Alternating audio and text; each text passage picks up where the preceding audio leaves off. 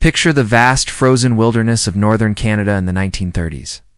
Endless snow, frozen lakes, and silence broken only by the crunch of boots on ice.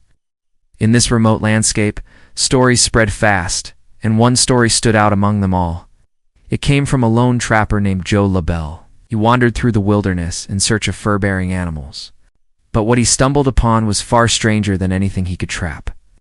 Deep in the wilderness, he came across the Inuit settlement of Angikuni Lake.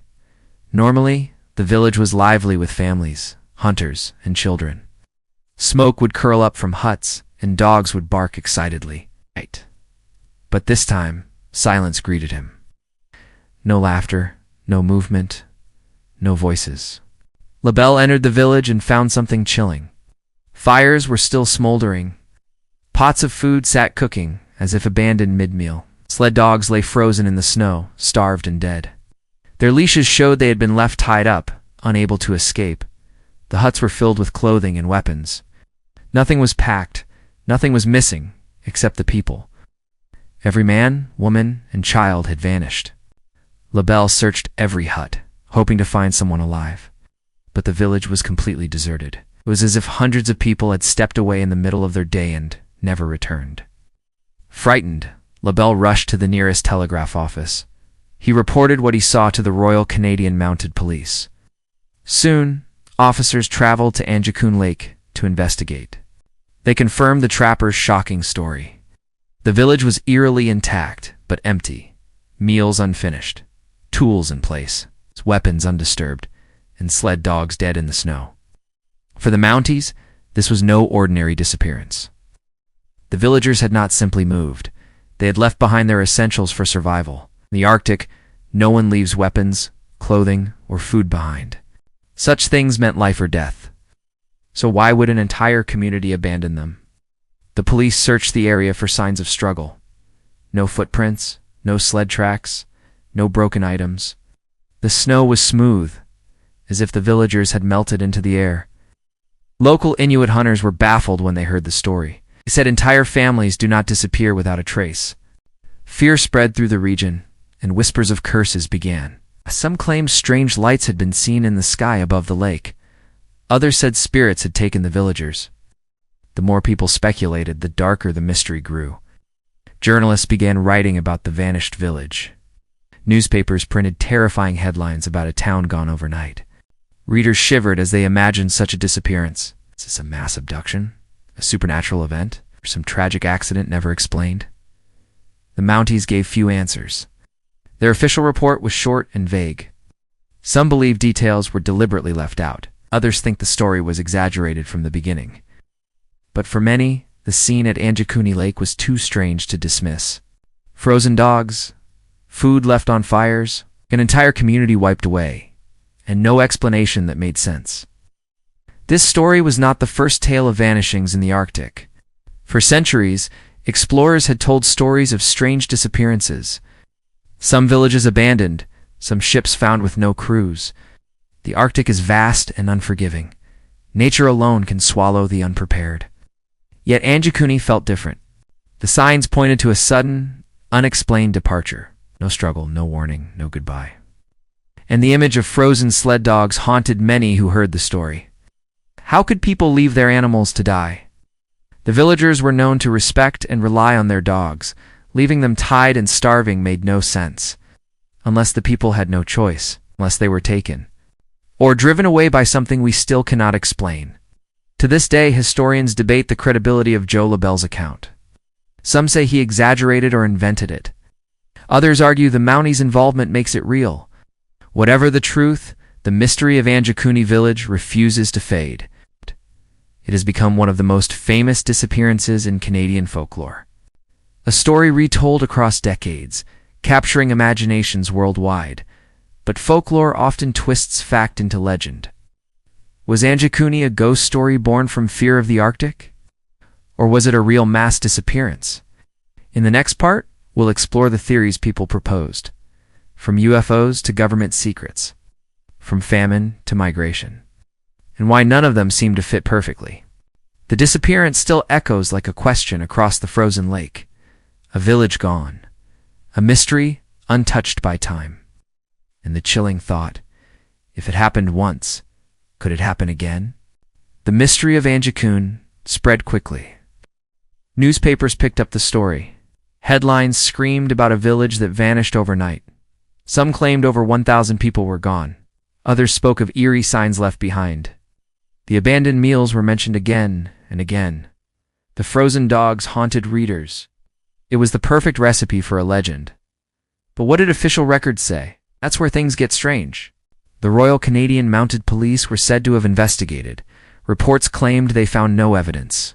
No missing villagers, no abandoned homes, no mystery at all. According to the RCMP, Angikuni never existed.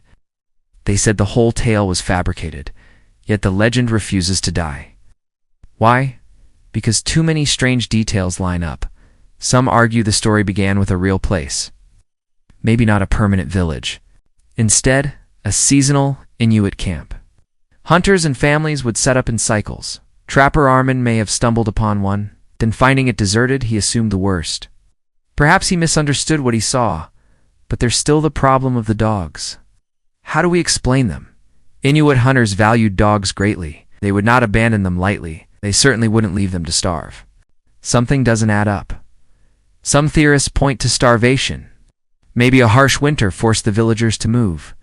But again, why leave food on the fire? Why leave possessions behind?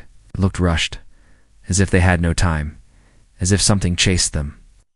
That idea opens the door to wilder theories. Some claim it was aliens, a mass abduction, entire village taken at once. Others whisper about spirits of the north, ancient beings guarding the land, punishing those who stayed too long. Still others suggest military experiments, perhaps a cover-up gone wrong, or even secret mining in the area. Each theory adds fuel to the fire. Skeptics, of course, push back. They argue no Inuit groups were ever reported missing. No families vanished in the 1930s. Inuit oral histories don't mention it. No RCMP documents back it up. To skeptics, it's a ghost story, a tall tale that snowballed into legend. But then why did trappers repeat it? Why did so many swear they heard the same story? Legends usually start with something. Maybe it was a misunderstanding. So maybe a seasonal camp abandoned in haste. The trapper misread the scene. Rumors twisted into horror.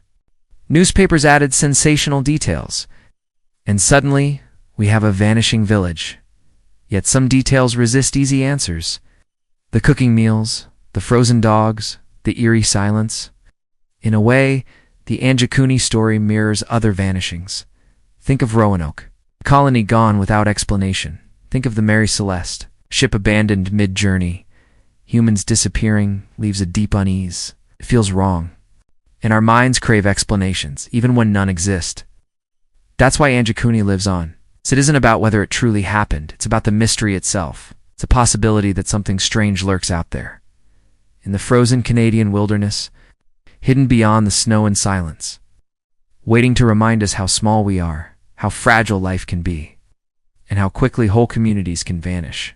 Whether fact or fiction, the tale endures. And people still wonder what happened. Did a village truly vanish? Or did we invent the story ourselves? Did something supernatural occur? Or was it a trick of rumor and time? The debate continues year after year, and the truth, if there is one, remains buried. Beneath the snow, beneath the silence, waiting for someone to find it, the mystery of Angikuni has lingered for decades, stubbornly resisting explanation. Some say it was a hoax, an exaggerated tale spun out of control. Others believe something far stranger took place. Let's break down the theories, one by one. First, the most obvious. Migration. The Inuit people were nomadic by tradition. Seasonal moves to follow game or find better shelter were common. Could the entire community have simply packed up and moved elsewhere? On the surface, it sounds reasonable. But remember the details. Meals left on stoves, rifles left behind, clothes still hanging. These are not the signs of a careful relocation. People moving camps take their supplies, food, and weapons. They don't abandon everything in haste. So if it was migration, it was rushed or forced. That brings us to theory number 2, foul play. Did another group attack the village? If so, where were the signs of struggle? No bodies were found, no blood, only silence and absence. Some say this points to an abduction, an entire community taken. By whom, though? Another tribe? Foreign raiders? History gives us no evidence. And so the door opens to the supernatural. One story claims the people of Angikuni were taken by spirits of the north. The Inuit have rich traditions of legends and warnings. Some spirits were said to lure people away from safety. Could this have been a mass vanishing into myth? Skeptics laugh, but believers lean in closer. Then there's the cosmic theory. Aliens. Yes, UFO enthusiasts have claimed responsibility. They argue the sudden disappearance fits an extraterrestrial abduction. Even the eerie blue lights spotted in the sky that night fuel their case. Were the villagers taken aboard a craft, never to return? It sounds outrageous. But in the absence of answers, the strange becomes plausible. Let's not forget the wolves. Remember the starving sled dogs found dead near the village? The dogs were tied up, abandoned, and left without food. If the villagers had left by choice, why not untie them?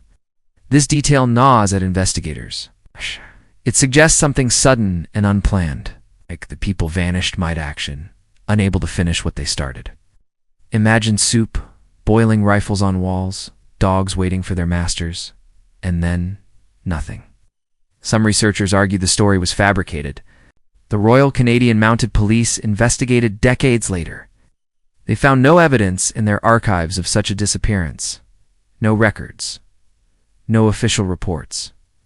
The RCMP called it a myth, passed down and exaggerated. But believers say the cover-up is part of the mystery. Why would the RCMP deny it unless they had something to hide? A conspiracy angle emerges. Maybe the government knew what happened but chose silence. Or maybe the legend was simply a campfire tale gone global. After all, stories travel faster than facts. A trapper tells a tale, a newspaper picks it up, and suddenly it's history. But still, the details refuse to fade. The hot meals, the rifles untouched, the frozen dogs. These are the hooks that keep the legend alive. Let's return to the human element. Imagine being Armand Laurent, the man who reported the glowing sky.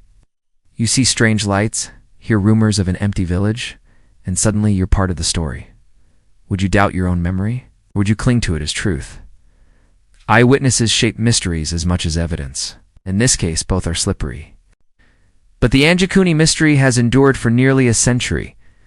Every retelling keeps it alive. Some historians dismiss it as folklore. Paranormal fans insist it's proof of forces we don't understand. And locals, they prefer to keep the story quiet. Maybe it's a legend, maybe it's a warning, or maybe it's something far darker. A reminder that sometimes people do vanish without reason, without trace. That's what makes Angikuni chilling. Villages don't just disappear, but this one did. Or so the story goes. You're left with two choices. Believe it happened, or believe it didn't. Both options feel unsatisfying, because mystery thrives on uncertainty. And Angikuni offers plenty of that. A vanishing village, sky of strange lights, dogs tied and starved. No bodies, no answers. Only questions. And perhaps that's the point. The legend of Angikuni survives not because it's solved, but because it isn't. It invites us to wonder, to speculate, to fear. The cold north holds many secrets. Angikuni is one of its most haunting. Whether myth or truth, the story endures. And as long as it's told, the village never fully disappears. It lingers in our imagination, echoing through history, waiting for someone, someday, to find the missing. That's it for today's Forgotten Tale. If this story made you raise an eyebrow don't forget to like, subscribe, and ring that dusty little bell so you never miss another echo from the past. Drop it in the comments. We're always listening for new echoes. Got a weird bit of history you think we should cover? Until next time, keep your curiosity loud and your history weird.